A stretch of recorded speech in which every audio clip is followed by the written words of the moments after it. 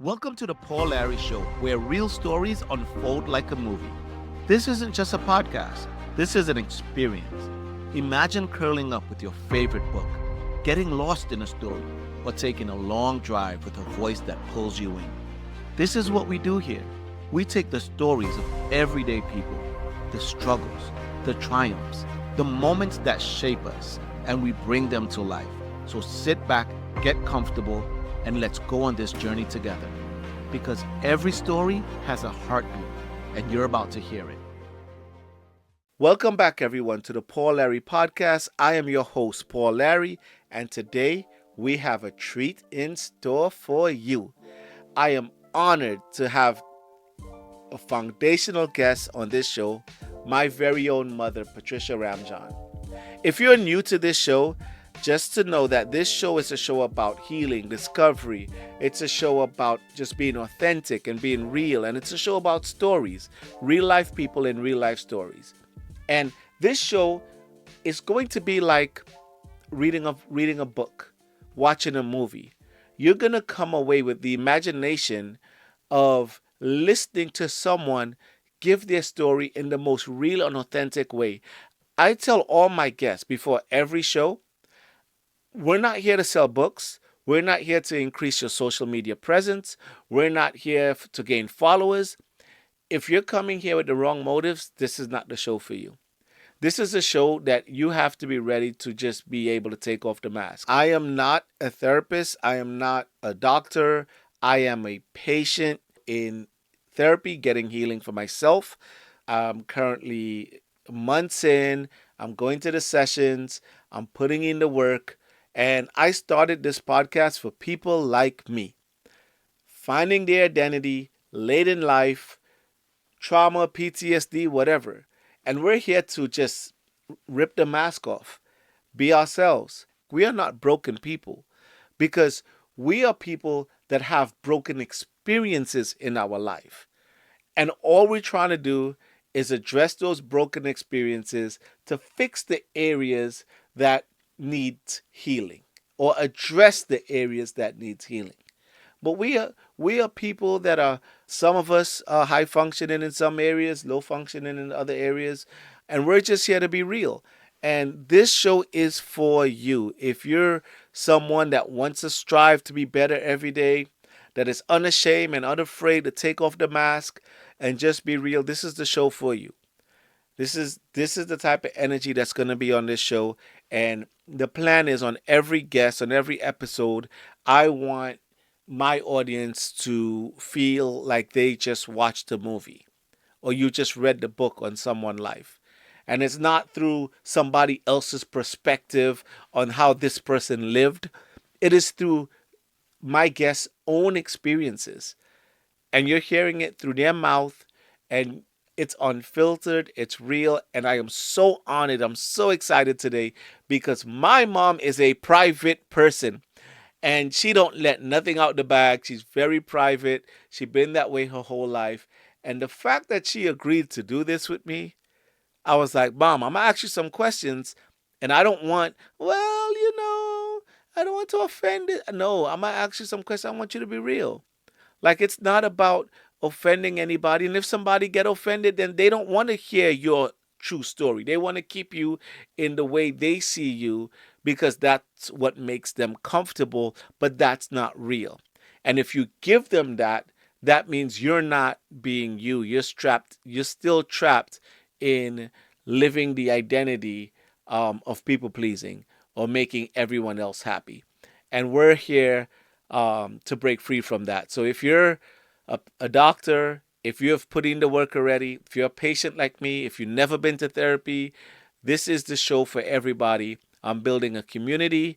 We're building an audience of people that are unashamed to say, I have broken experiences. I have some things that are hard, and I want to be around and with people that understand me, that hear me, and that see me for who I am. Let me say that again as I look into the camera. I want to be in community for people who see me for who I am, because we're going and we're not stopping. That's my rant and my ramble for today. because I am so excited. Ladies and gentlemen, let me introduce you with great, great, great respect, pride, and honor, my mother, Patricia Ramjohn. Well, everyone, help me welcome my mom, Patricia Ramjohn, to the Paul Larry Show. Welcome, Mom. Thank you, Paul. It's a pleasure having you. It's a Eh, pleasure being here. Okay, so as you know, like we talk off air, and this show is definitely about stories. And every guest, we want to give the guest an opportunity to share their story. But their story is in a perspective that is 100% genuinely their story, not being told in a way that is being told for the audience or for how people might perceive you, but in a way that is so unique, that is so you, that you may not have ever shared that version of you before.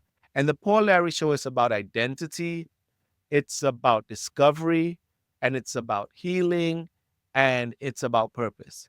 And I couldn't think of any better guest to have on this show, especially to lay the foundation for what this show is about, than my mother, Patricia Ramjohn.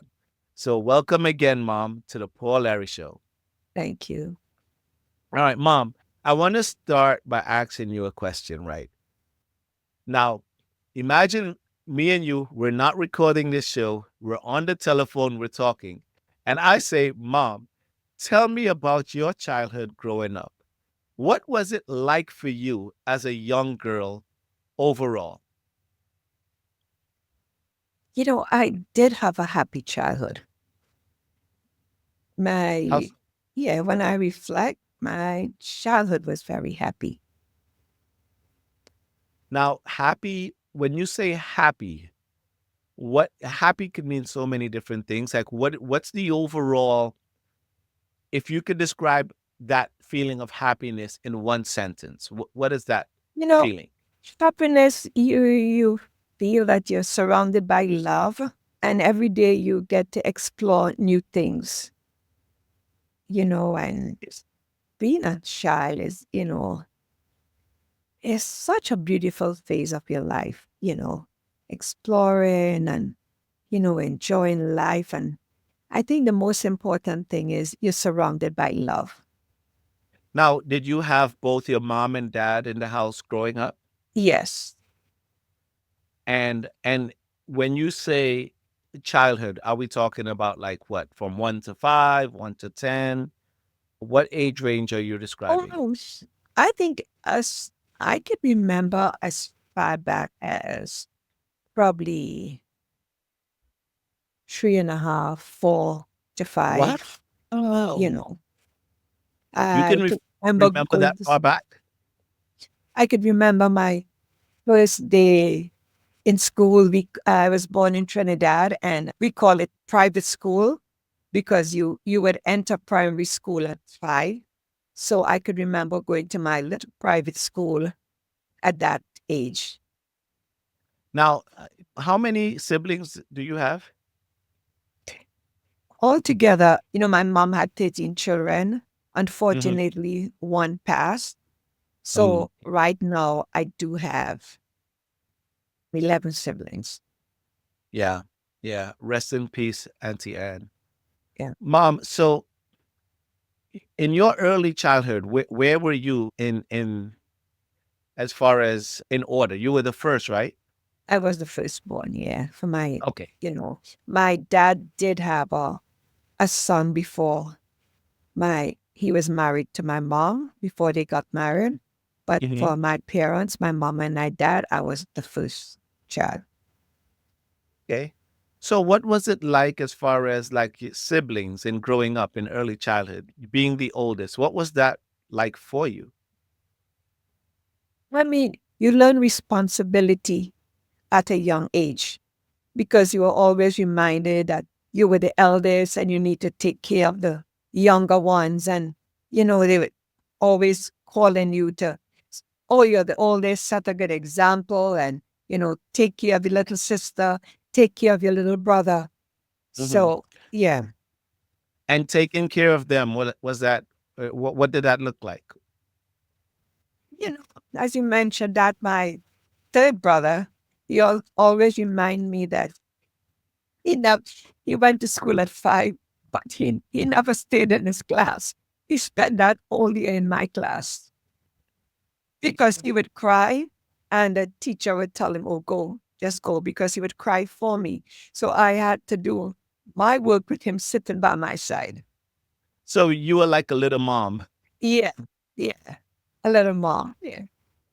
And did you, being the eldest, and you said there were so many of you. So what was that like for your mom to have so many kids? Well, of course, my mom and dad were good Catholics and they, took parenting very seriously. Yeah, they were happy with their children. I never heard them say at any time, this is too many children. People would Right. make remarks, but they would always be, would always be Well, offended by it. yeah, I remember my mom. My mom is your mom, as we refer to her, and my mom is no Yeah, longer with us. Rest in peace, my mom. But my mom would always say, "Children are a blessing." I they remember every are. time, Yeah, yeah, yeah, every time my wife got pregnant, she would always say, "Paula, don't worry, children are a blessing of the Lord." they are. Mhm. So that's true. I do see that, Yeah. and in and even like in your role, where you said that you were always like the example. Did you have to help your mom with any of your Yes, siblings? yeah. I In what did. way?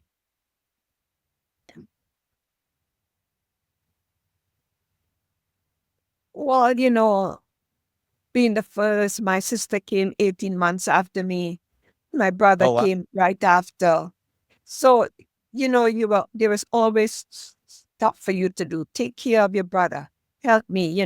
So I actually started learning to cook at 9, 9.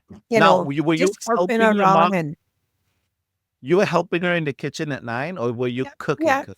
Oh, I was doing some good cooking at 9 too. So you were I was cooking for making a dinner bunch for of kids. everybody. Yeah. So you were cooking for your little siblings at 9 years Yes, old. mhm, mhm. Wow. And did you how did you feel about that? Did you accept that, or did you resent it? You know, um, when you're a child, Mhm. you know, it's a different time now. Children hear, lots of stories, but that this isn't right, that isn't right. But I thought that was part of life, so I never questioned it or had an Yeah. attitude about it. I thought, that was what I was supposed to do. So Well, it and yeah, never that was. makes sense I too. did.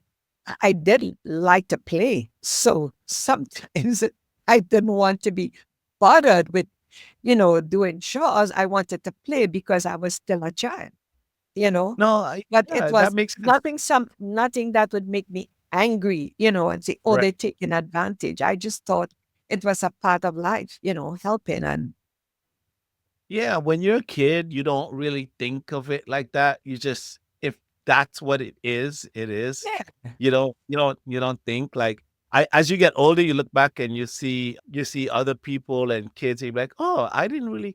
Did you feel like you missed out on a childhood being one that having to like help your Well, mom cook? Or,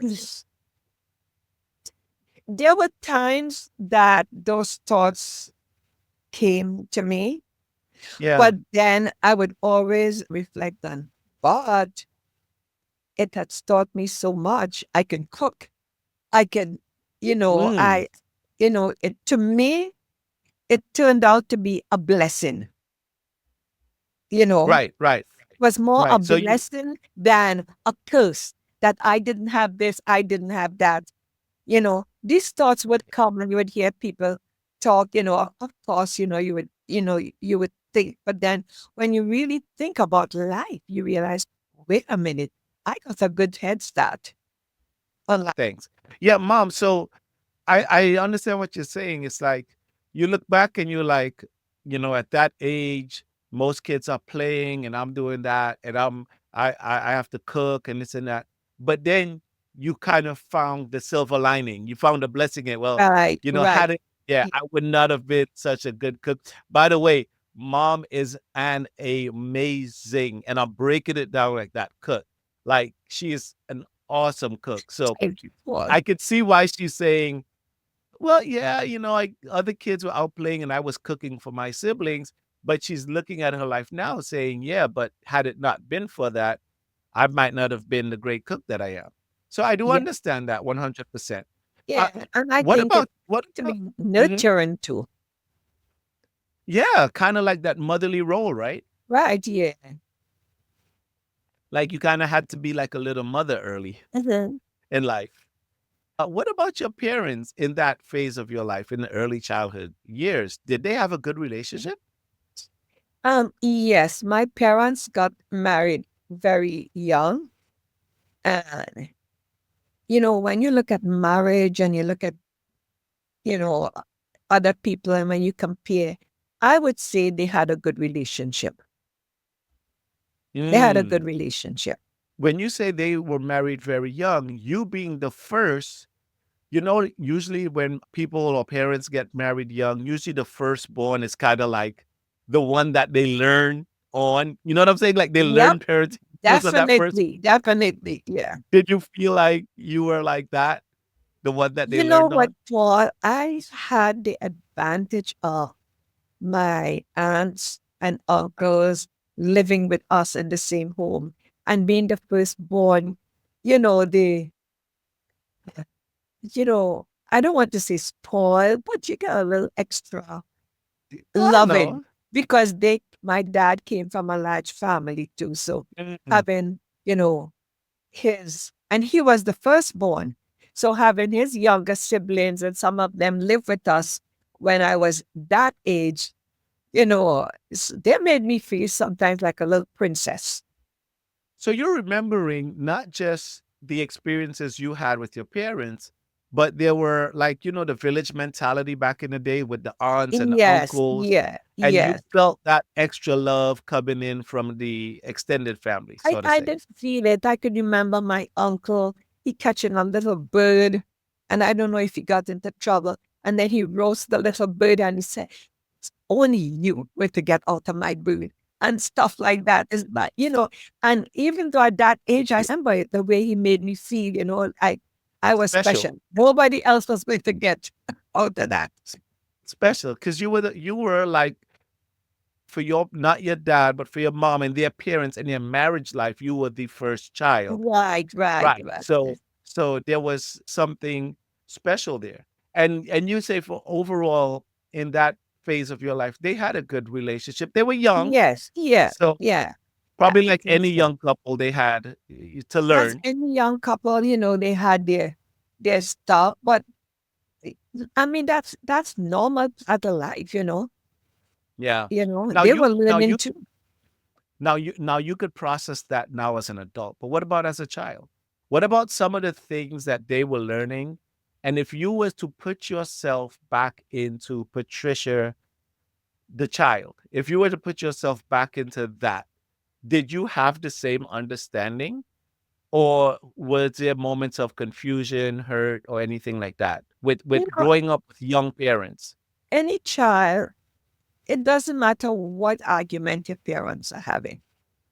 To Mm, you, it's, all you want to see them is like, happy. hug up, oh God, then you feel happy again. Because you So don't want true. to see anybody arguing, you Right. know. But it is a natural part of life, you know.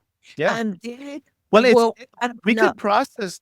yeah, I didn't just mama say it, we process that now, but, like, like, even in me, when I look at my early childhood, what I process now, thinking back as a child, it's a difference. Like, yeah, you understand it now, like, as an adult going through life, but when yes, you look at your eyes to a child and you see different situations, it sort of shape you, and then you it could say, does, oh, does. you know what I'm saying?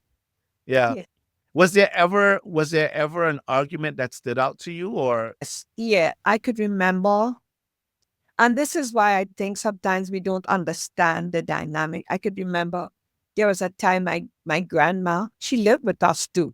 So I was really Mhm. surrounded by all this, extra Oh. attention. She lived with us and she had a broken vein and it was spouting blood. And my Oh. mom, she was, she couldn't handle blood. She couldn't handle anything. So instead of helping my mom, she was panicking. And my dad there, he didn't know what to do. So like she was just like, and the only thing he could think of doing was slapping her across her face. But he didn't know. I was very angry. How on earth Right. and that? But when I think about it now, that was what he did to get her attention. Listen, it's not Mhm. about you. You need to look after grandma. Right, right, And right. that You kind of like step out of it.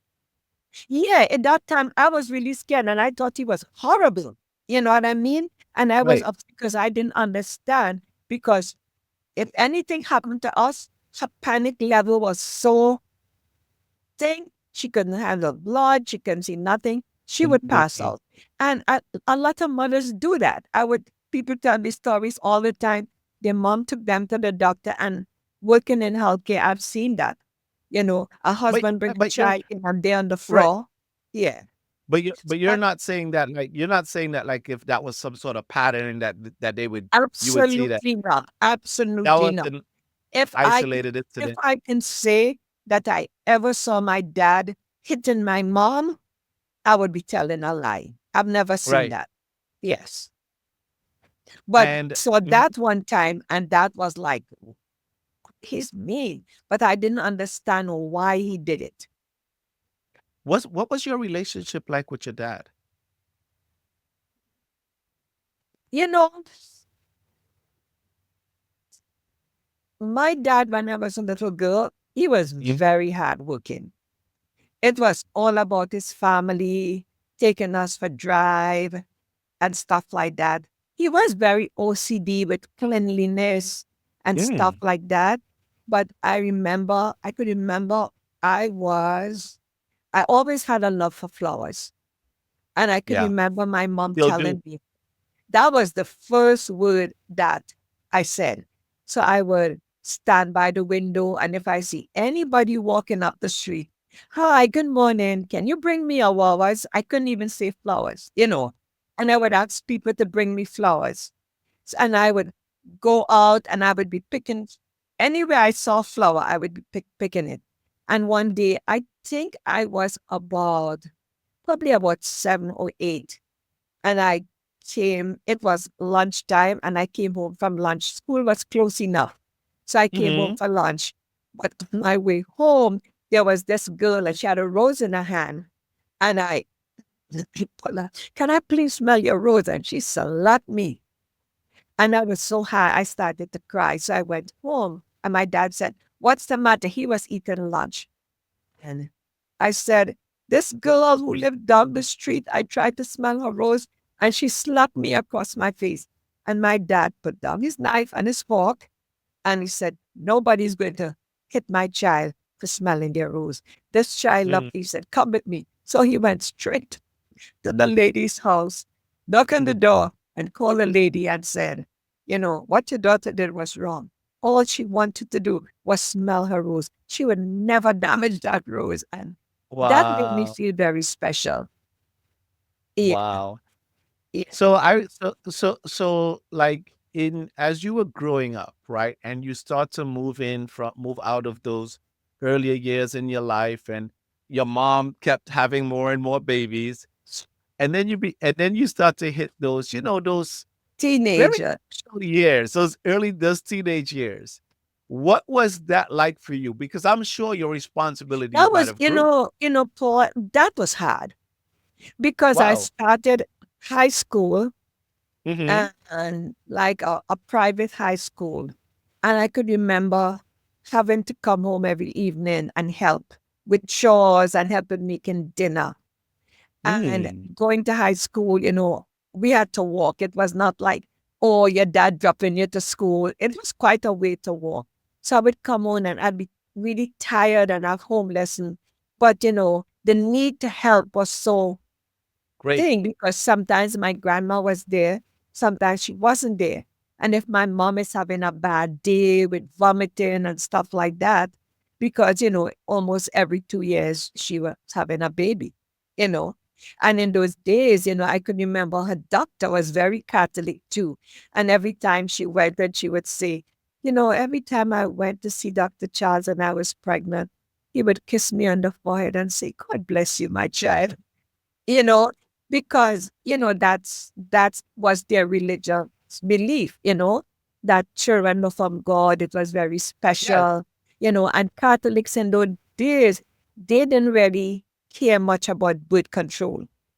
Right. They thought, so Yeah. they thought that they were doing the right thing. But for me But as a teenager, right. you know, it was becoming like a little difficult to keep up with schoolwork and keep Mm. up with the chores. So sometimes I would be, after I finish helping with dinner and stuff, I would just fall asleep and I didn't have the strength to do the work. Did in those years, as you started to get older and the responsibilities of helping your mom increase, did anytime you felt maybe as any teenagers would, with that, did resentment start to kick in? I mean, did you see other teenage girls outside doing things that you wish you could have been doing? I had my sister who was 18 months younger than I was. I Mhm. was a little firecracker. All right. We had a different personality. So the Right. things she was very daring. And I kind of Mhm. enjoyed that part of her, but I didn't have the gumption to do it because I was always made to feel like, you know, you are the eldest. You need to help. But she like, you know what? I'm going to do this and I'm going to do it. And she would get away, you Well, know? in large families, usually there are like assigned roles, right? In large families. Did you, if you think back now in your teenage years, what would you say that you would feel that your role was in the family? Uh, Like how you were talking about your sister was very daring and full of life, and you had to kind of fit in this. I I have to be felt a lot responsible. of time like my sister was daring and my brother, he was the first boy. They would be fighting and I mean, but Hmm. when I say fighting, you know, Right, not really siblings. fighting siblings, Yeah, yeah. sibling Enough said. rivalry and stuff like that. Right, right, And right, I right. felt like I was always the peacemaker Mm. because if my mom would go out, she'd say, "Okay, Pat, you're in charge." Right? And boy, they were just looking for that door to crack, to close. And then the fun will start. I would want to have the fun too. And sometimes I would join in. But behind my mind is that I'm in charge. I got to keep this read. And so you always, to me, you always had more responsibility placed upon you, you know Wow. And it's not that they were trying to take advantage, but everybody was trying to do the best they can. Right. And I I mean, was willing, and I was willing to do the best I can. so you kind of fit the role of little parent. Now, did your In mom? a way, yes. Because I Yeah. remember I always tell one of my brothers this. I mean, I would be trying to play and he would come and he would hold my skirt and he would say, Pat, boil on the tea. Pat, boil on the tea. That means that I need to get the tea ready for everybody. And he would be crying and I would be so angry because I want to play. But he wouldn't Right. go to my mom. He would come to me to And make so sure. so did you did no, so back to the question, did you feel any type, maybe resentment is a strong word, but did you kind of wish your role was different sometimes? I Not did. Yes, I resentment, did. but you Yes, yeah, I did. I did. I yeah, did. yeah. Because sometimes you didn't want they keep saying, "Oh, you are the eldest, you are the eldest, you're the eldest," and it's like it to me, in a way, it put pressure on you. So I'd never gave that thing to my son. I would tell you guys, Mm-mm. he's the eldest, give him some respect. But I never put the burden on him to, oh, you are the eldest, show the example. I Sometimes don't know.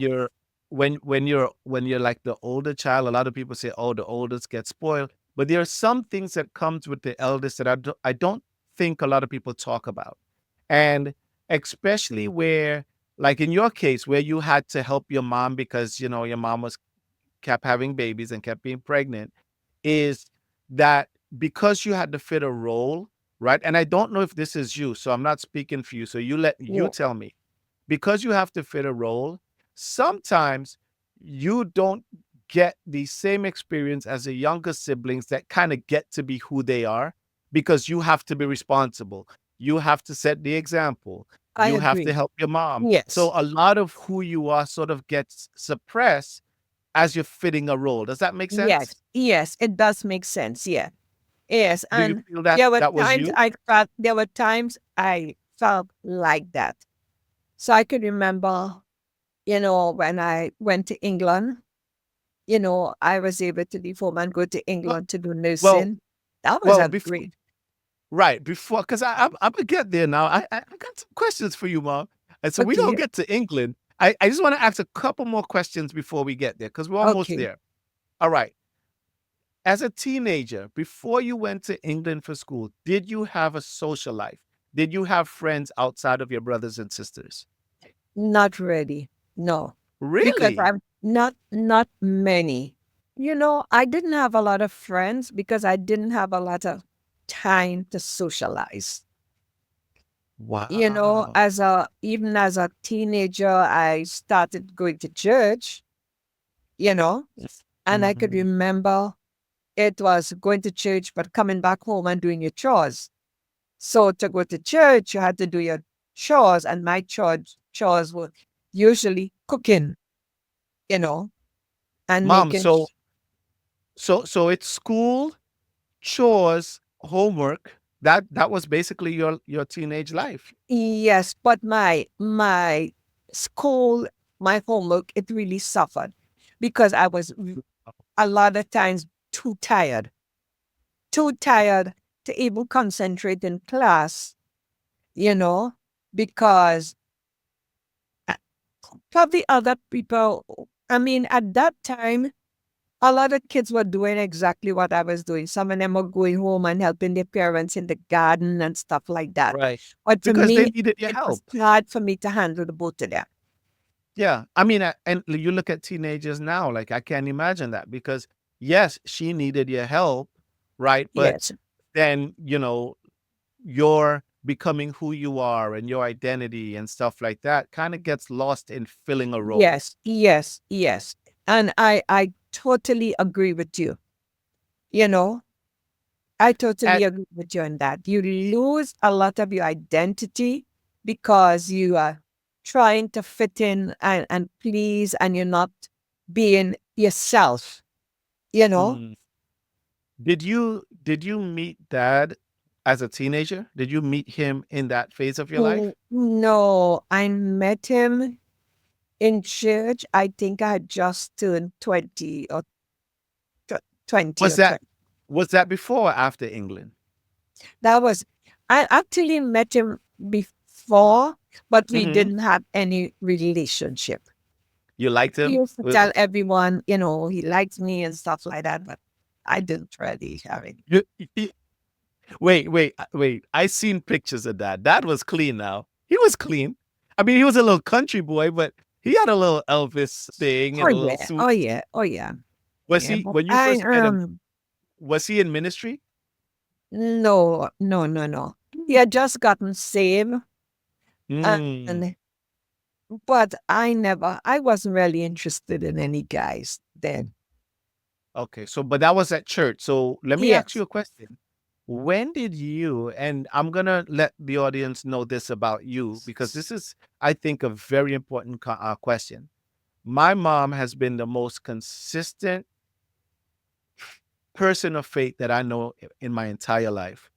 I've known pastors. Mom, I'm not blowing. I'm not. trying to big you up.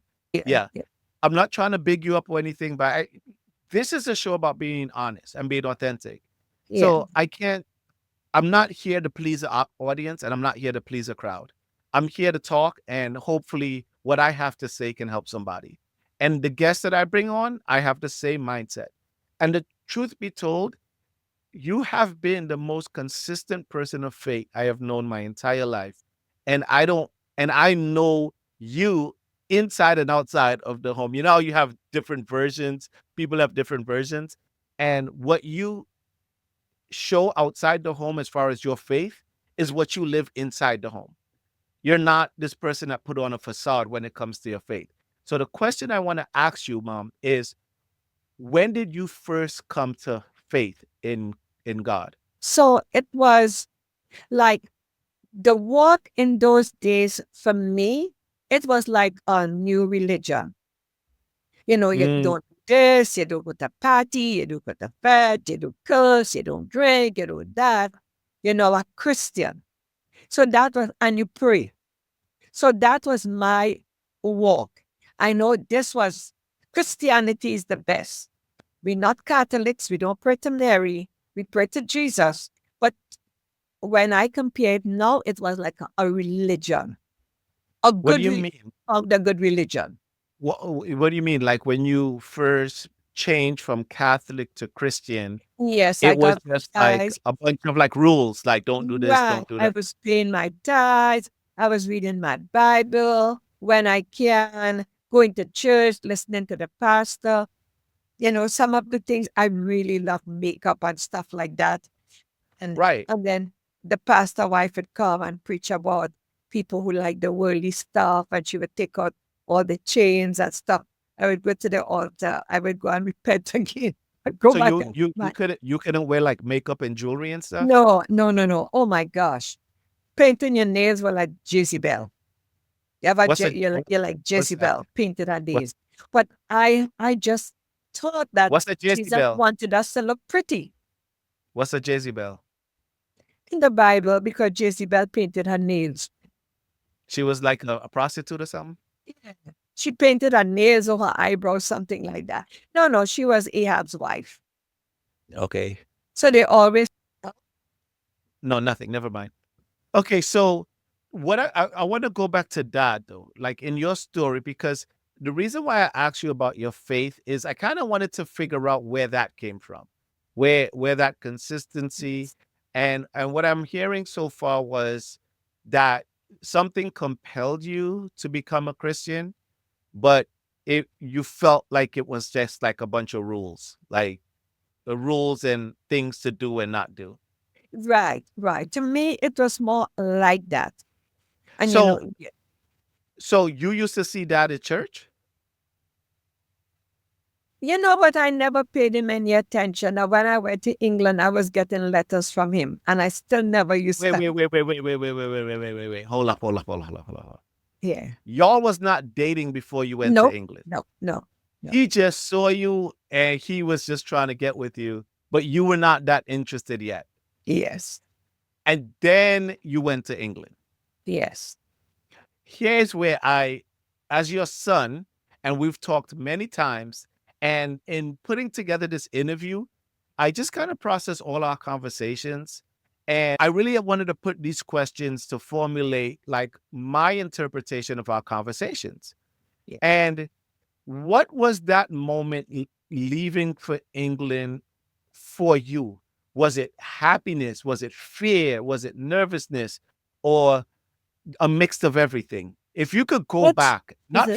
from your memory, but if you could put yourself back into Patricia Ramjohn leaving for England, what would you say those feelings were? It was a mixture of every kind of feeling you could ever imagine. I Because was you're about to get on happy. a boat. I was out because You're about to go on a we boat, were right? so protected. I Hmm. never knew what it is to take, like, to go anywhere by myself. My dad was always, protecting, making sure we were okay. And I Hmm. had to go on a ship, right, for 2 weeks as a young lady. And he said, By okay, yourself? Okay, well, it's everybody went by ship in those days. And the thing is, I'm going to give you, it's not first class, it's second class. So you will just be sharing with one other female. You won't be with a whole sort of people that you don't know. Right, So that, right. you know, so, and he said first class would be too lonely because you would be in a room all by yourself and that may not be good. So I was in a room with this lady and she was drunk every night. That must have been a good time. Listen, and not knowing, you don't know about life. I was as dumb as a rock when it came to life. Do you think you And were? Do you think you were overprotected growing up? I was Overprotected. overprotected. There are things that we couldn't even say in front of our parents. You know how today, like, say, Jaden could say the word sex or even Sadie. Man, you say that? Lord have mercy. Even at 18, 19? No, those words were not permitted. Oh Dang. my gosh. I said something about sexy one day when I came back on my vacation and my mom will hit the roof. So let me ask you a question. That must have been culture shock. You went from being What was called a overprotected, shout religious, and on a and ship I with a drunk lady. and let me tell you something. I know the Lord protected me.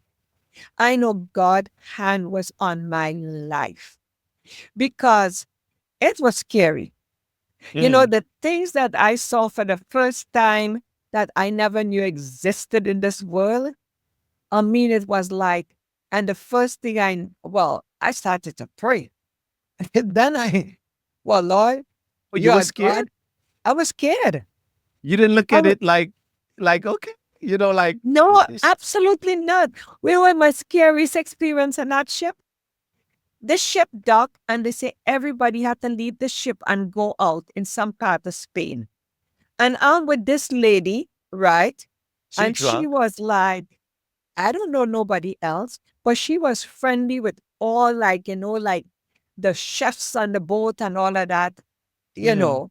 So She like was on a every night cruise. She she was would she was on a cruise. She was having a good she was having a good time. And we went out and I time. heard that like two guys talking in Spanish and like they were looking at me and one of the guy he held his hand like that and like he think and like I don't know if they were betting on me, Paul. I don't know. But this hand wrestling, Yeah. Paul, I was so scared. I was praying. And then like they knew that I was innocent and stuff like that. Right. People could sense you out and They could sense you. and Yeah. then we They, had oh to yeah, go yeah, back. yeah. But let They me could tell sense you, you. and that But lady, when it's she okay. came, to the room at night, she was Mm. sit up for half the night. What? And I never realized that she was drunk. So when you went to England, you were by yourself and you went for nursing, right? Yes, How long were you there in England for? 4 years. 4 years? Yeah. Pops was writing you letters for 4 years? Mhm. Okay. So in England, here you are at a very early age becoming a little mom. And as you got older, the responsibilities got greater. And as you describe it, you didn't even have time to go to baptism classes. So No, it was school, home, church, whatever, no social life, no friends. But now here you are in England, no responsibilities, no cooking, none of that. What was your experience in England like? you know what, Paul? It was a happy place for me. I could remember going to, as we got there, it was, you know, we had like someone from because, Trinidad at that time was part of the British Empire come Right, and right. meet us. And then there was one other young lady on the ship. I had no idea she was going to the same place that I was going to. We met when we were disembarking. Right. And we got there like 8 o'clock in the night. And then there was this man came to meet us with a motorcycle to put us on a train. And we Mm. went to Dorking. We probably got there by midnight. And then the people at the train called the hospital. and they sent a car for us to come up to the hospital. But did you make friends in England? Yes, I made friends. I had one of the pastors wrote one of someone she knew in England, and she called me at the hospital and invited me to come to her Mm-hmm. home. So I went there for the Mm-hmm. weekend, for one weekend. And up to today, she is still like Ingrid. That was Ingrid's second home. Wow. You know, Who her is name is Archie. When I went back recently, wait, Ingrid. So who is Ingrid to the audience? she's my sister that she came to England about a year and something after me. So you and your sister were in England together. Yes, but I was there for more than a year by myself at first. And I guess what I'm trying to get at, if you look at how your life was and how you took on these roles growing up, right? And then you went to England. Would you say England was a place of self-discovery, of being you? Yes, in a lot of ways, I I was kind of disappointed that they did not explain life to me more, that I had to find Uh, things then on my own. And I had to pretend that I uh, knew more than I really knew to survive. Because a lot wow. of people that I met there, they were experiencing life. They weren't sheltered like I was. So I had to pretend that I knew more than I actually did. Wow. I did a good job at it. You know, I had, Wow. it was like a false confidence because I know if I don't do this, I could be taken advantage of. Wow. No, So that's deep. And how did you, like, what was that like for you? Because here you are now, it's a little bit scary. You're not in the safety net of familiar people in another land. Were you reserved? Did you go out? Did you have fun? Paul, I did go out meeting Marjorie, and then the other friend that left the ship with me. She took her to meet their cousins, and Mm-hmm. that was really nice. I really enjoyed meeting other people, but every time I met, and they would go sometimes say, "Okay, we're going to the clubs tonight." I Mm-hmm. would go with them, but it's not clubs like they. I get I it. I never get it. drank or smoke or There anything. was no bumping and grinding and stuff going No, on. and everybody knew for some, Pat, you're a Christian, right?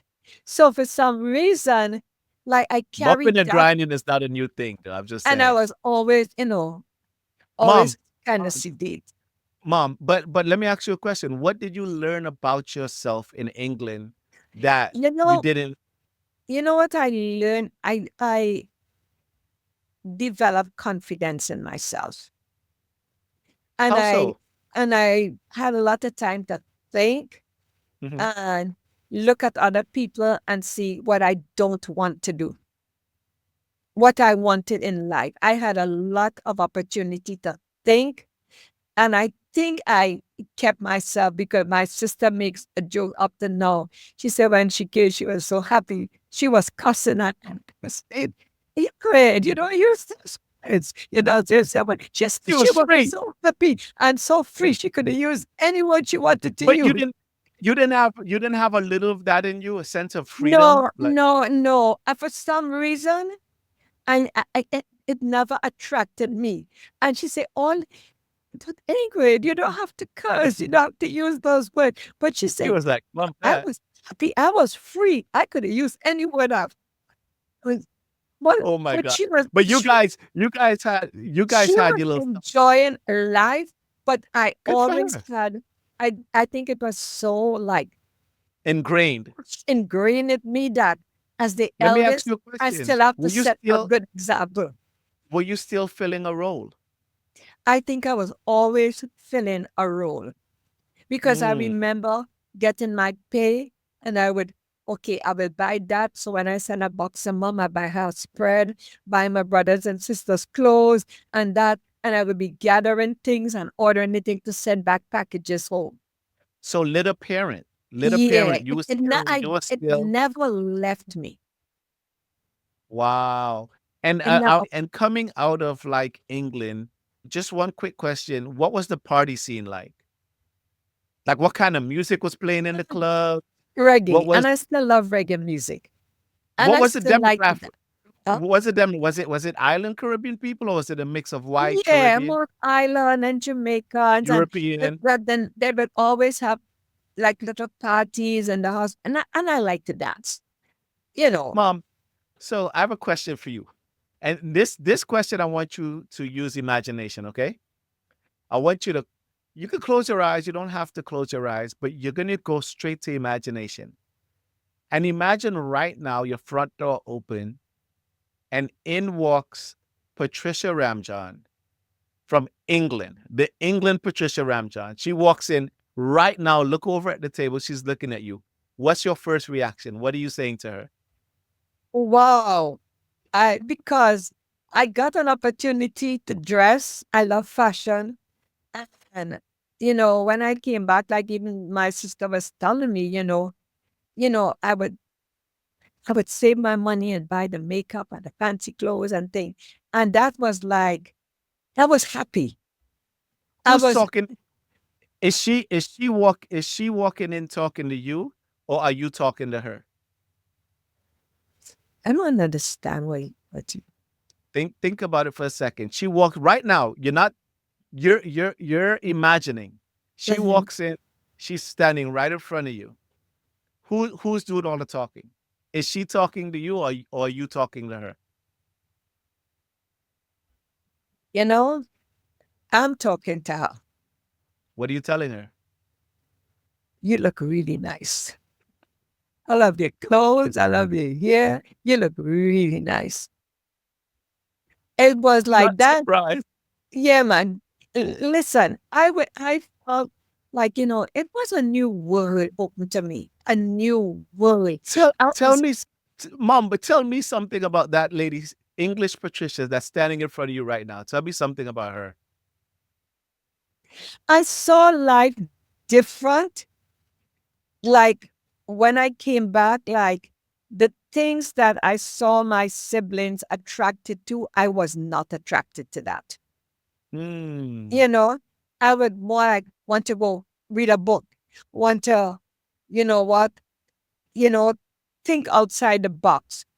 But Mm-hmm. when I left Trinidad to go to England, it was like I was like a cage bird. Wow. And coming back from England, I felt like this was a new me, Wow. a new person. I understood so much more about life, about people, and about being free to express yourself. And Wow, I was Mom. Did very confident. do you feel like you found yourself in England? I A believe I version of yourself? found a lot of myself. The experience Wow. to be in England was something I would not exchange for the world. Wow. I So found a lot of myself. so But here when we are. Go ahead, Mom. Go ahead. Finish your but sentence. I was kind of lonely in England, and Yeah. You and missed family. decided, yeah, to come back home. And then Now, like, I started to work. And then, your dad found out I was here, and, you oh know, Lord, and he player, was player. getting ready to go into seminary school. Mm-hmm. And I I bet he thought, was. I thought that, wow, he likes me, and that. And I thought, wow, Marita, Pastor, your life is set. Because Wow. I really always love truth. I love the Lord. I used to send my tithes from England to my church here, Wow. So you know. you were still responsible, but Yes, I you read found my this freeing, Bible, and right? I would make decisions. I can remember one night the friend that I stayed with, she was a believer, and say, "But I want to take you out to the town, and I want to show you. this and that and how people live and I said, you know what? Not interested. She couldn't believe. I kind of had my mindset I wanted, what what I wanted. And You I you had to you came to terms with you, with came to tell and that who I wanted to be. And well, coming home, and and meeting your dad and him, I was so happy that someone would keep saying they loved you, they love that I was falling in love too, you know. wow. And And were I were think I you fell in love with the fact, not so much him, but the fact that he was going to Bible school, he wanted to do Mhm. something with his life. Wow. Everybody loved him and thought he was the best thing. He was the closest thing to Jesus. He was helping everybody. And I thought, wow, probably this is what God has for me. Wow. And Yeah. wow. And that's deep what you just said, Mom. And you said it in passing, but when you really think about it, like when you met him, you fell in love with the idea of who he was, Yes, right? This yeah. man of God, he's working, and on top of everything that he's doing, as far as with it in the faith and how he's grown in the faith, he loved you. He wanted you. He pursued Because you. saying how much he loved and how he's waited all these years and and saying all the right things and everybody say, wow, you're so lucky. That's some gold spoon. He's such a beautiful guy. Man, he's like Jesus. His mannerism is so nice. And I was saying, He wow, was very wow. charismatic. And you know what? And I'm going to be in ministry. I wouldn't go through no kind of heartbreak or thing because no, that's he's in seminary. You trusted the like people of faith. Did you have like a trust? Like they can All do no my wrong? heart, with Mm. all my heart. Because, Paul, I always loved truth. I can remember even young, I never liked fiction. I always wanted truth. And I thought, Jesus, and he's the way, the truth, and the light. So I thought, Mm. the way how I would be a Christian, I would be faithful, I would do this, I would do that. I thought, wow, somebody going to seminary, that's a cut above me. So he was sending you letters from Trinidad, right? While you were in Yes, England? yeah, yeah. And like be honest, like those letters, did he have game? Like what was his lines? But Like hobby, were you looking forward? Were and you half looking the time forward? I wouldn't even answer them, and I would joke about it. Yeah. Wait. Hold on. It's not like this rom-com where you're like sitting waiting on letters. You were like No, laughing at some of them. absolutely not. Absolutely not. You were like, goodness joker. One of my friends who came, she was making a joke and Oh she no. said, "This guy in church." And see, yeah, and but when I So you came, you were you were sitting on bed with your homegirls reading the letters like, yeah, we, everybody, he's so nice and he's seminary and he's telling me how much he please always God. admire me and all this thing. I mean, I felt I had over he's in love. But you felt like you fell in love with him too then. Yeah, because he was a nice person, but I think I was more in love with the fact that he was going to be in ministry, and that is something I always loved. But I Right. never thought that I had the stamina like some people. Oh, I'm going to Bible school. I always felt, no, I can't handle this alone. Right. I'm not Mom, brave enough. let's look at it from this perspective, right? And even in a lot of the questions that we're discussing and we're talking about it from today's perspective. But just like you did with the girl in England, the girl that went back to Trinidad, if you could imagine putting yourself back into that girl before knowing anything about how your story turned out. You just came back from England, you see the growth in him, you see all the letters, how he pursued you, you were falling in love with the idea of him. There must have been some real, genuine feelings there. If you could detach from everything you know today from your experiences, what is that girl feeling that this guy is pursuing and you're considering the idea of, dating him? What is that little girl feeling towards that young man? You know what? Every little girl sees herself in a wedding dress, sees Mm-mm. herself in a family, and the Right. fact that somebody loved you, what being in love, it's like a fairy tale, you know. Wow. And you know, it's like you can't. You're so emotionally attached that you don't even have time to think logically. So did you guys date for a while? Was there courting? Yes, but I also always saw that past that thing that I didn't think I got to know him like, you know what, the real person. You Mm. know, I was Wow. So you, dating someone who was converted. He did everything. He was, a sweetheart to most people. He was very kind. He was very kind to my siblings, my mom. You know, he was a very kind person. in that process, was there any red flags or any doubt or anything that you saw in him that you All kind right, of questioned but listen, overlooked? Paul. If I had to do it all over again, Hmm. I wouldn't do it the way I did it Right, right. Why is that? because I was not looking for any red flags. You was My not thing hold is, on, say that again. Say that again. I wasn't You looking was for red flags. so even if they were there, you would not have seen it. No, because I said one day, he said something about talking, and he brought this book for me to read about, living in God's will. And I said, Lord, I don't know now. I so much in love, I think is your will. I didn't want to read that book because I thought, it couldn't get any better than this. He was handsome, he was charismatic. When he was in seminary, he had already started churches. No, He no, was yeah. very serious about what he was I've doing. Mom, I've heard a lot of what And he he was did, and very passionate about what he was doing.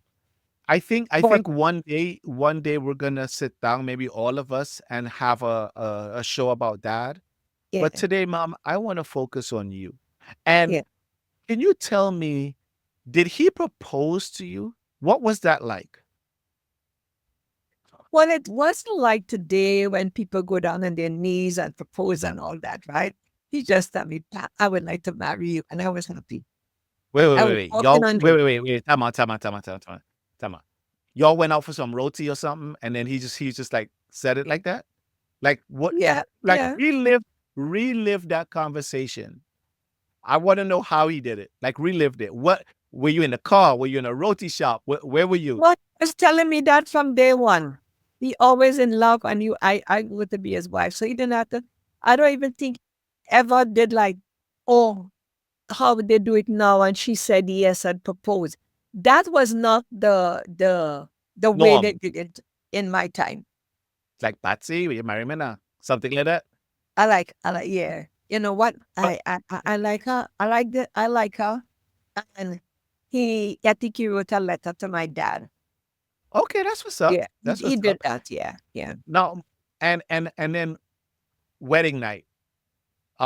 What was that like for you? Why you cringing? What was Oh, your well, wedding day? Was it big? Was it a small intimate wedding? Was it a huge wedding? it was, Paul, I was such a pleaser that Mom, my parents took over my wedding, and the only thing I got to choose was the color of my flowers. wait. You didn't choose or do or had no say in anything. Everything my mom would say, I think this dress will look good on you. Da, da, da, da, da. I was so happy. Whatever. Okay, I'm getting married. But I As long wanted as to choose my flowers. Yeah. everybody was happy. Happy. I was happy. But I love flowers so much. All I wanted to choose was my flowers. Can I ask you a question? Like we processed your life before England, then England, and then when you were marrying dad, did at any time in the process from coming back from England to your wedding night, were you concerned that you were gonna lose any of who you found in England? Of you? You know what? I thought that, getting married in those days, a pastor's wife, had to dress conservative, and so and I was ready for all that because I was never one to like, you know, So you I were ready. always as well, carried myself You well, you were ready right? to fill the role. I was ready to fill the role. But the thing is that I found out after that it didn't take long for me to lose myself and to lose Because everything. Yeah, to lose myself. you were filling another role. And Yes. how long after marriage did you begin to see the real side of that? Because you said that you always were introduced to the version of him that was a pastor, and that was, but you said earlier in the interview that you never really got to know the real person. So did that happen after marriage, obviously? And how long after After marriage? marriage, but in my perspective, well, everybody would say you wouldn't really know a person till you marry them, right? Hmm. Until you live with them. Yeah. So when you get married, now you have to face reality. Like some of the things I liked and I was like passionate about, he didn't see that as a priority. Like no, I see now you guys are different.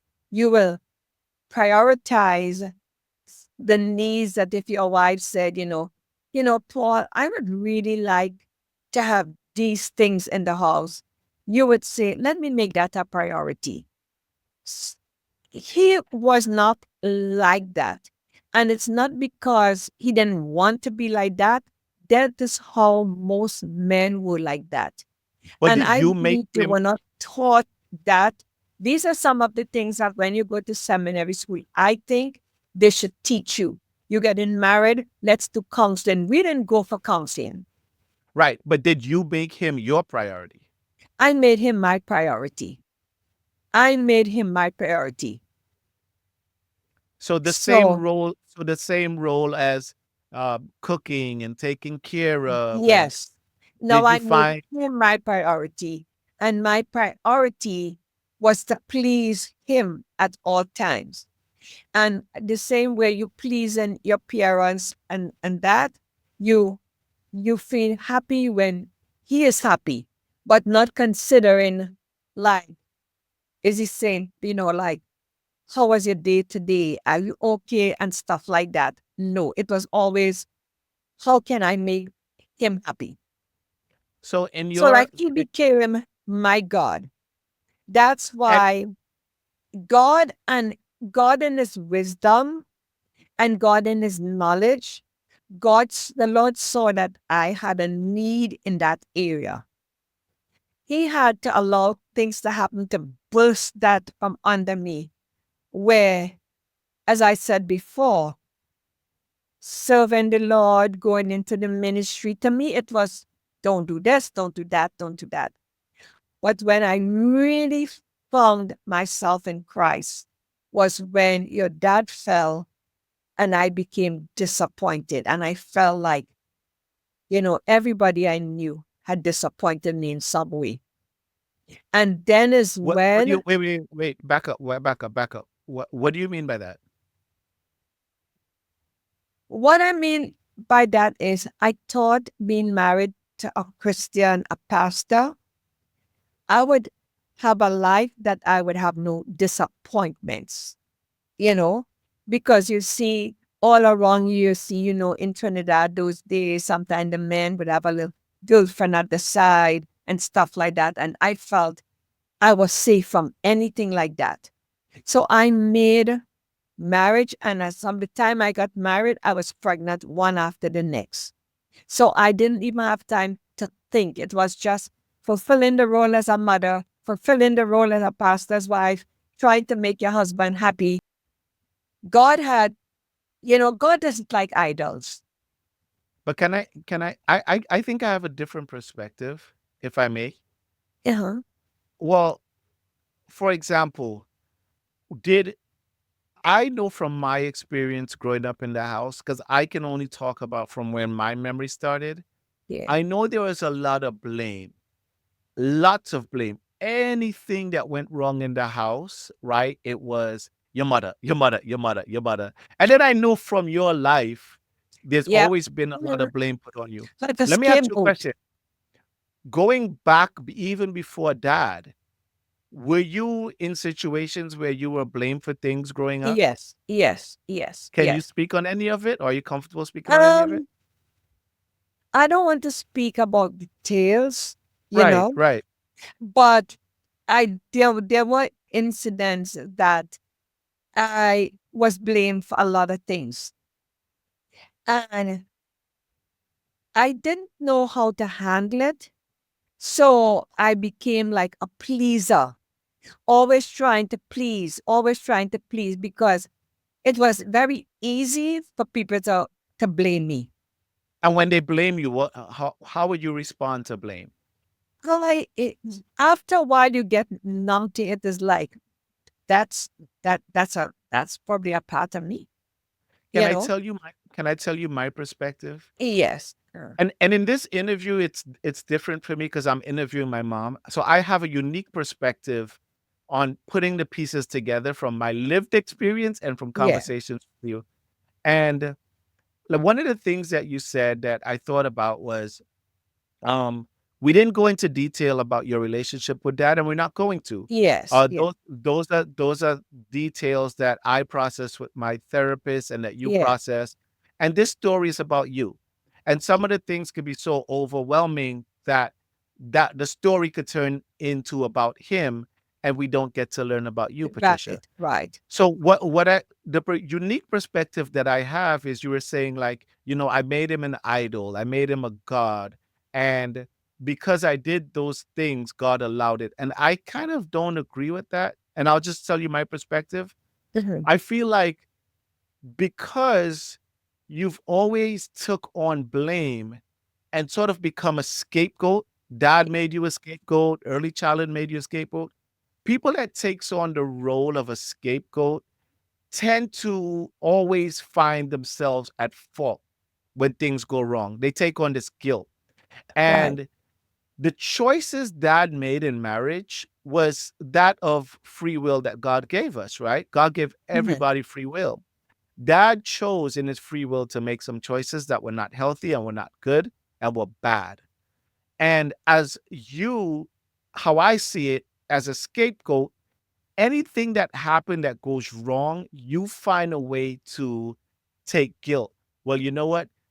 I'm a little bit guilty for this because if I hadn't have made him a god, this wouldn't have happened. Or had I not worked, I think those were internal convictions that were true that God was dealing with you about. But God didn't have to allow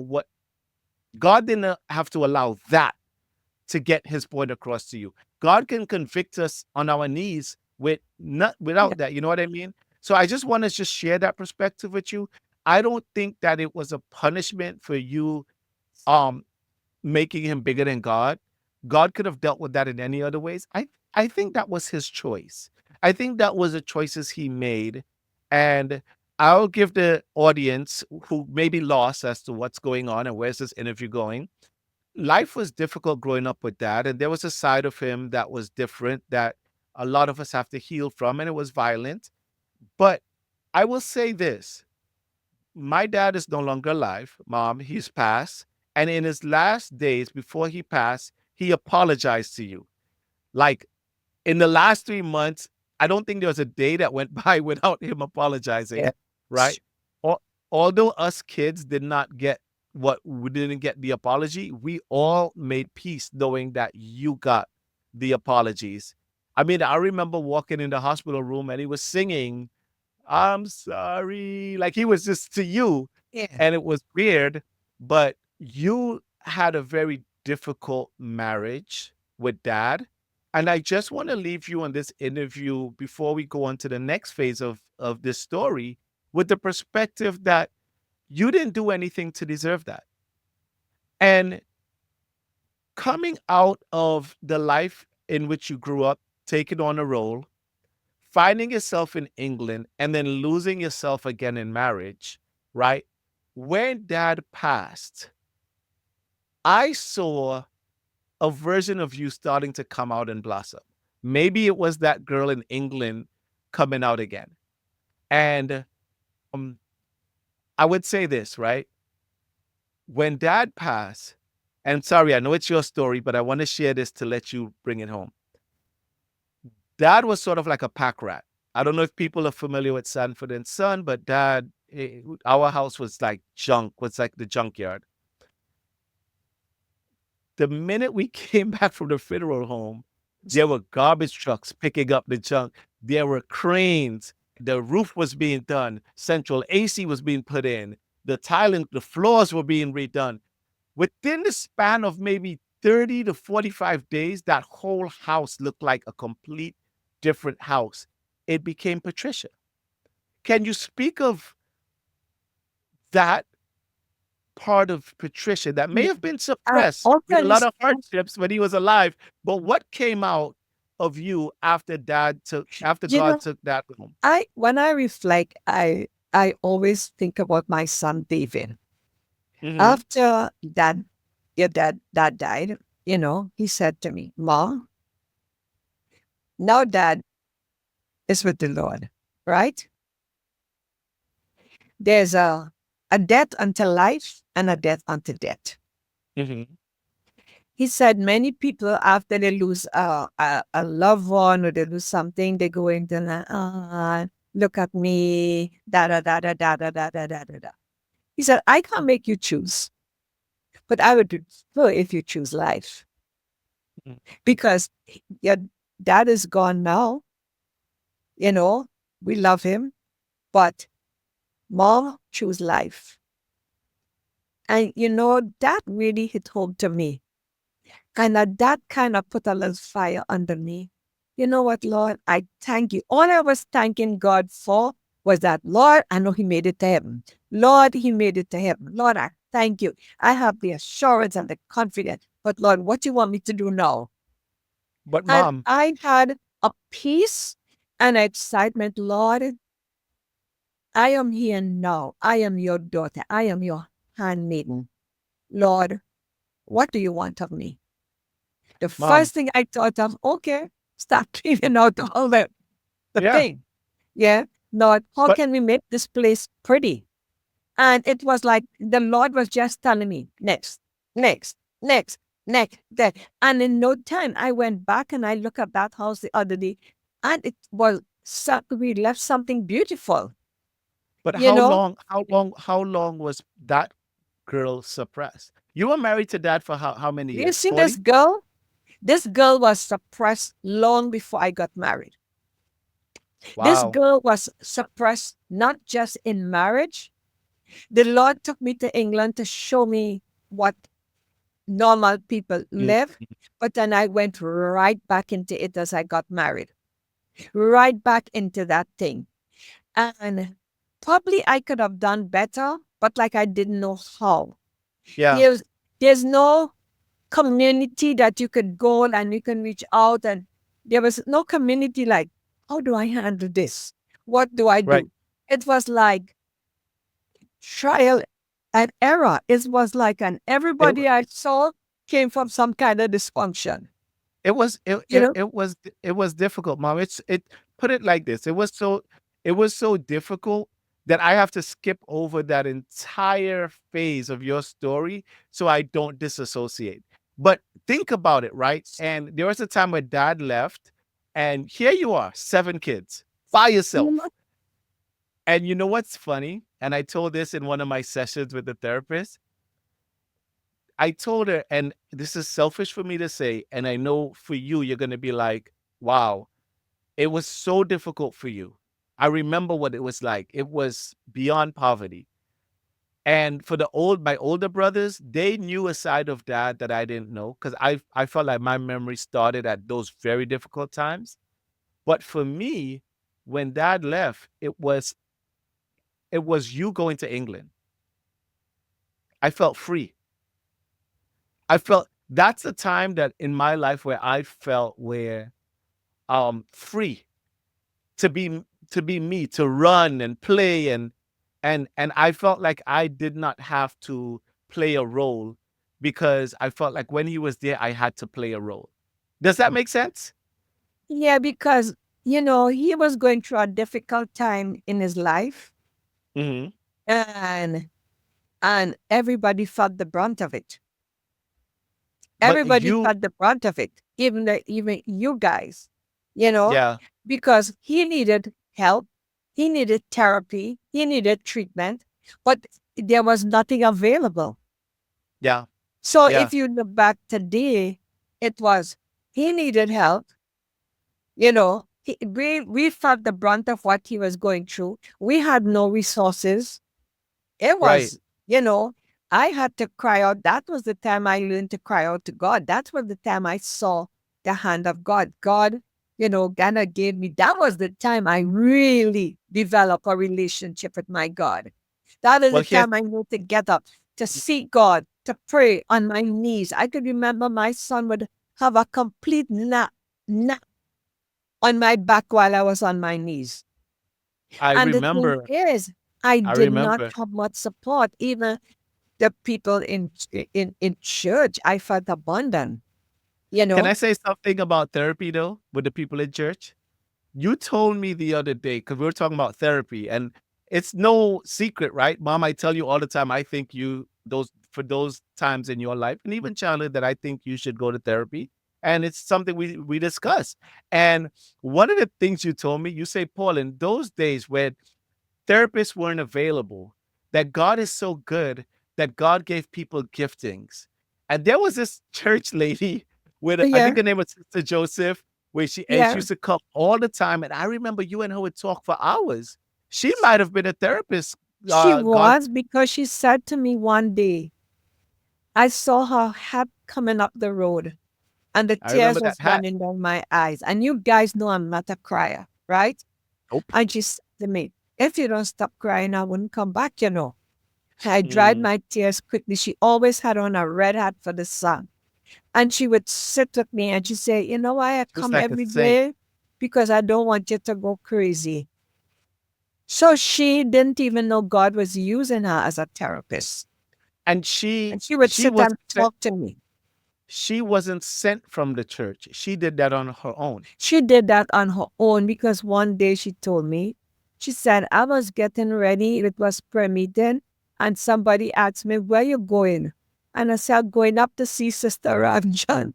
And the person told her, why you going up to handle all these damn devils up there? And Mom, she said, I said to the person, in as much as I do it unto the least of these.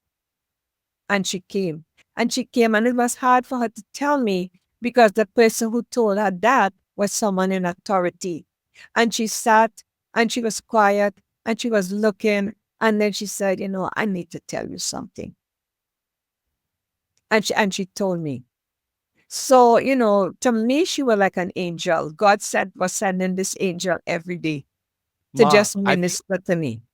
I think we have to let the audience know to give the full perspective. When I say that you took on a role, but you were a scapegoat, I'm not kidding you.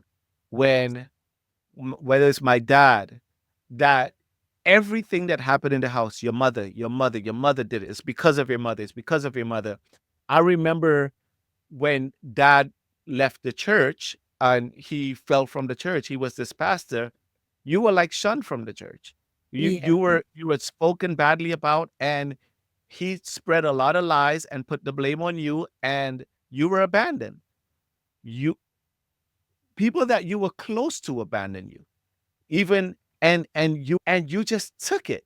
And one of the things that frustrated It me the wasn't, most about you, it was like when someone, if as a man of God, okay, a man of God who has a lot of charisma, who loves the Lord, everybody think, he's the inner thing. And he's going through something and he says, it's because of my wife. I was never in a position to defend myself. And he told but me you that. He said, but you you will get up, dust it off, and go again. So I just took it and I just let it go. And I said, God, if you say that you are my God, I trust you, I put my faith in you. I don't have to defend myself. And God worked it out. that your dad he repented. He told me how sorry he was, and I know, one day he said, I just wanted to go up and just tell the whole world the type of wife you are, but I I'm get, waiting for the right. It wasn't the timing.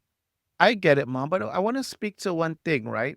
In family dynamics and in cases with unresolved trauma, and one of the things that I'm learning is blame is often deflected onto that person that took that role of Yeah. blame. So, like you say, one of the things I was trying to say earlier that frustrated me was that you would just take, oh, I give it to God. I'm like, Mom, there's a conversation I had with you. Like, why don't you call it cuss him out? Let them see a side of you they never see before. Be like, you know where I'm from? You know what? And you be like, no, Paul. And I'm like, I never understood that. It always frustrated me. But I understanding your story and how you assume the role that maybe it's easier to take the blame because it brings peace or it gives people, that people pleasing thing you talk about. Oh. So if there's a situation that happened in the family and I am the one to blame, if everybody else can blame me, then everyone else could get along and be happy. Whatever. Yeah, I give it to yeah, God. yeah. And what happened is I'm gonna read some stuff that I have from my own research with blame and with people that are the scapegoat or have assumed a scapegoat role in families, is that blame is often deflected onto one person to avoid addressing the root cause, right? If dad had issues and trauma, he deflected, right? And when you deflect, you have to find somebody to point at, not Yeah. just with dad, but in family dynamics, work dynamics, relationship, church. The scapegoat is someone who is usually singled out and, in some ways, taking on that responsibility to help maintain a fragile sense of order. Unfortunately, and this is Big Mom, it doesn't allow the scapegoat to grow or express their own needs. Patricia Ramjan, leaving them feeling invisible or misunderstood. Mom, I know you so well because you and I, we have a unique relationship. We fight, we argue, but I've seen your pain and I've seen your hurt. And a lot of what I'm learning, right, about situations and about trauma and what you took on is that taking on that role of a scapegoat is that you lose your identity. And for a huge part of your life, Yeah. you had a struggle with identity. And what I want to ask you is, how are you reclaiming that? For the person that's listening to this show, Mom, I'll tell you what, how are Paul. you Let reclaiming me your tell you identity? how I reclaim it. And this makes me so excited because I try to share it with my grandchildren and anybody I see struggling, you know. What helped me, Paul? One day I was thinking, I said, wait a minute, Lord. There will never be another Patricia Ramja, Nope, Patricia Branca Ramja. You nope. created me.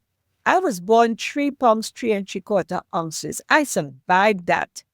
Hmm. I mean, when there was not so much help for kids born you know, born premature and with that low birth weight, I survived that. You know, Lord, I have my own DNA, my own fingerprint. You created me as a master with a plan for me, not a way out there plan. A plan every day when I wake up. You have a plan for me that day, a plan for me to serve you or to serve you as my, what would you have me do today? How would you have me speak to my grandchildren? How would you have me minister to someone? It could be a call when I go to the grocery, a smile, to saying someone, Paul, what is the plan you have for Patricia Branca Ram. Ramjan? Because he's my identity away. But Paul, even though I turned 80 years old, I say, Lord, every day you spare, every day you give me life, I want to be in that plan. I want to know your presence, feel your presence, and reclaim everything that the enemy took from me. Well, here's what. In closing, tap back into your imagination, and in walks Patricia Ramjan, and you're sitting at the table right now. reclaimed. You're sitting at the table in the identity that you've reclaimed. But in walks Mom Patricia Ramjohn. In walks Patricia Ramjohn from San Fernando Street, And this in despair, at the very worst moment, and she walks into your living room. What are you saying to her? I would say to her, like my mom said this to me, and I think about it. She said, daughter, you're going through a tough time now, but you will come out as pure gold. I am with you. I am going to support you in prayer. I will always be there for you. Whatever you need, Patricia, I am here for you. You know, I am glad to serve you in whatever way I can, to let you look up and know that your Redeemer live. And I just, if I had someone that, Patricia Ramjan, that what I had, I would think that was an opportunity for me. You know what I mean? And I think the church missed that opportunity. Thank God for Sister D. They Wow. missed an opportunity to serve someone that was seeking, that was going through. They missed Wow. that opportunity. And I don't want to miss that opportunity if I see anyone walk in with any situation like what I went through. I feel a passion.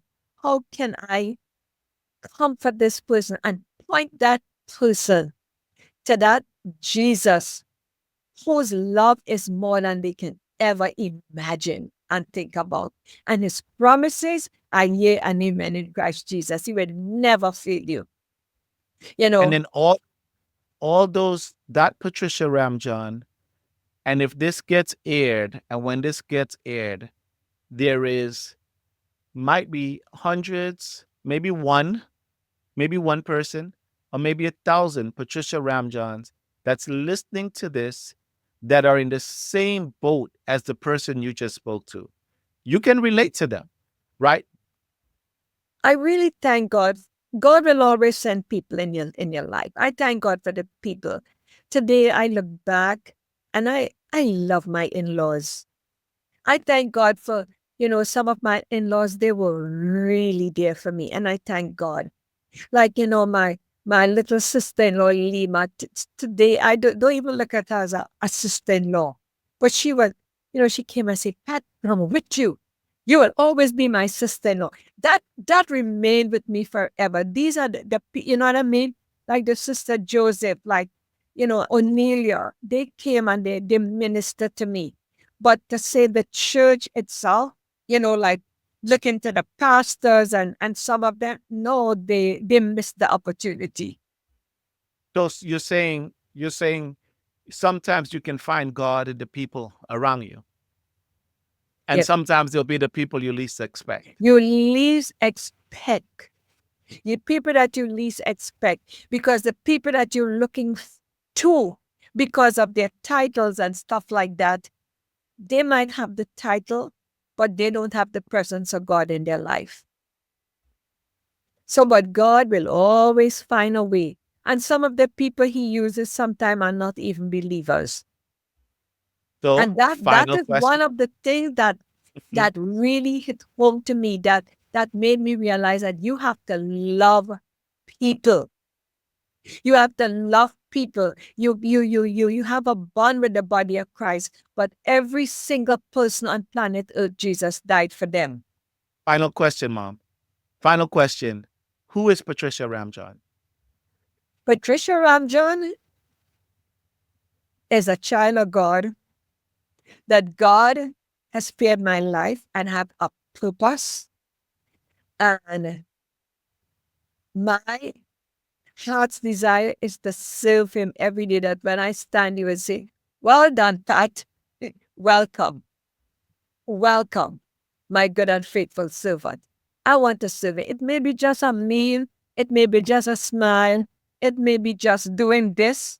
You know, how can I be a blessing to others? How can I encourage them to trust God? How can I encourage them, do not make man their God, but to trust Jesus, to seek his will before they get married. And what I tell you guys all the time, if someone comes to you looking like Mother Teresa, walking with 10 Bibles, talking in tongues, doing everything, just go on your knees and check it out before the Lord. Just have a conversation. Lord, what do you think about this?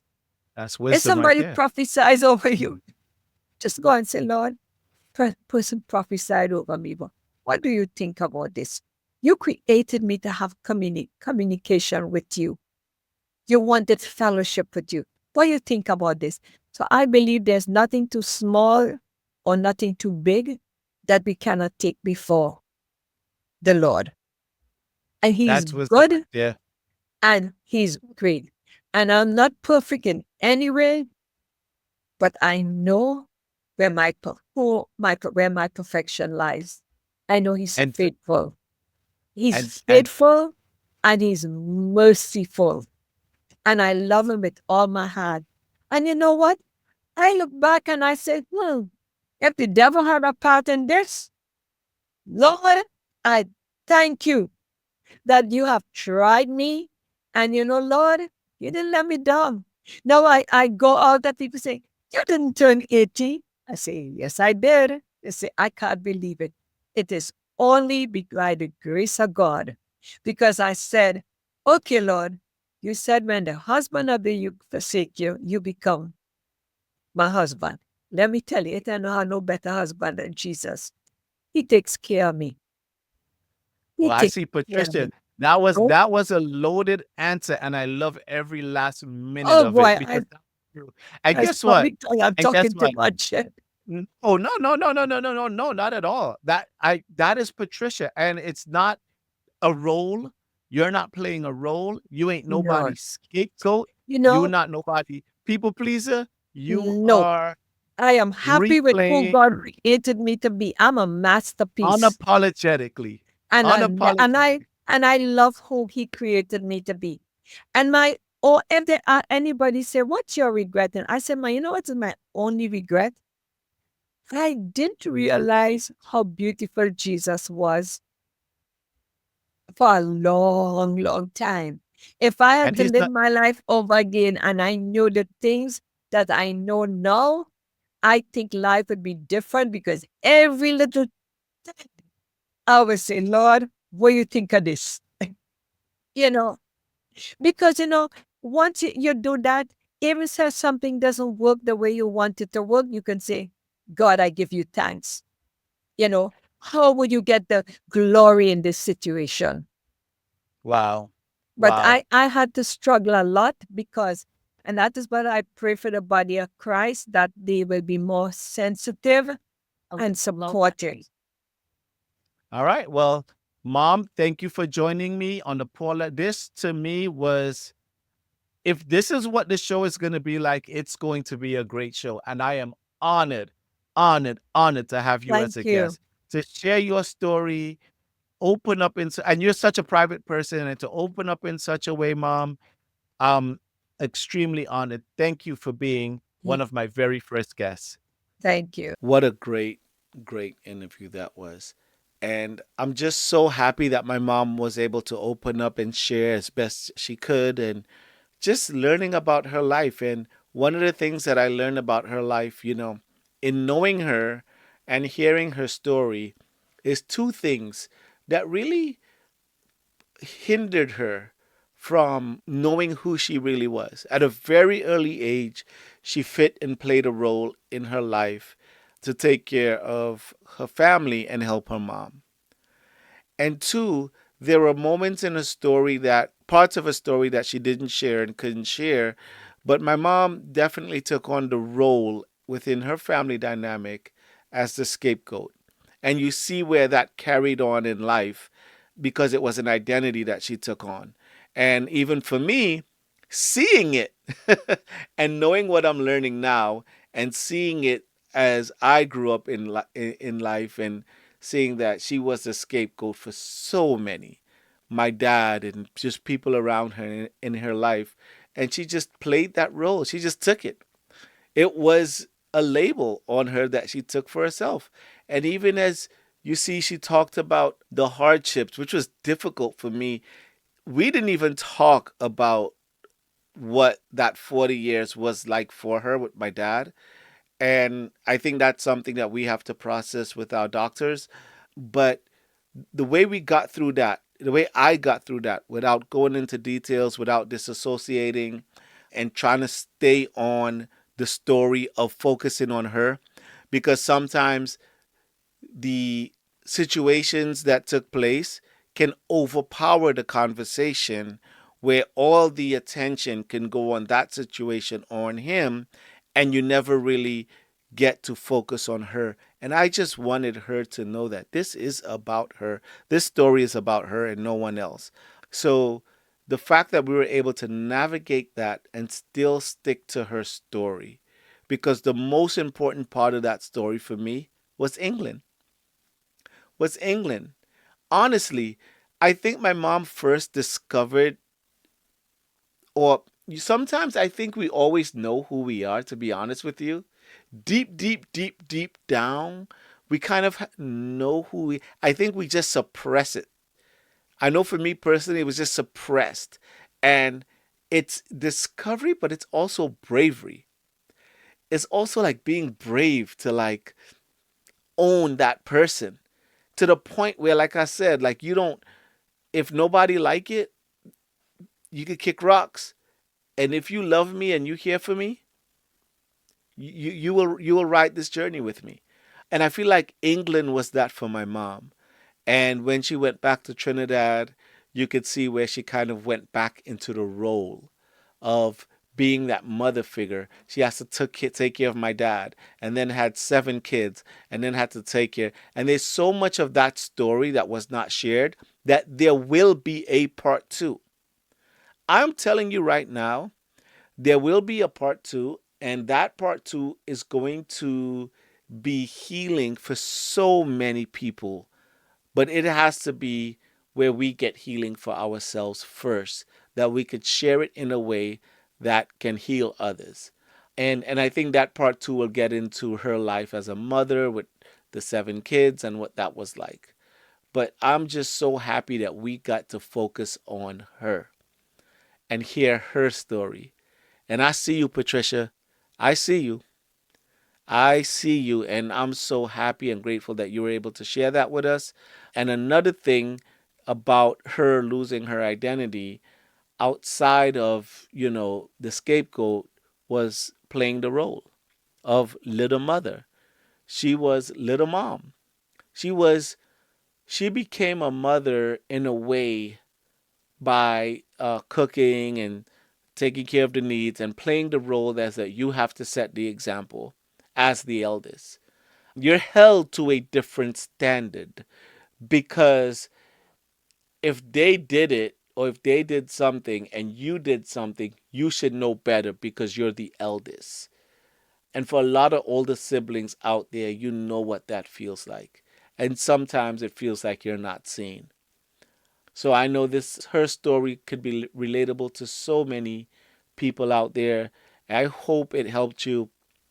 And again, thank you for watching. Thank you for listening to the Paul Larry podcast. Our next guest is going to surprise everyone. This next guest, her story, you may look at her and think, okay, I'm not going to say too much, but the dimensions and the dynamics of this person that I'm going to have on will blow you away. So stay tuned. Put that bell notification on because when we post the episode, I want to make sure that you're there to see it and be a part of this journey. Again, thank you. My name is Paul Larry. Thank you for being a part of this.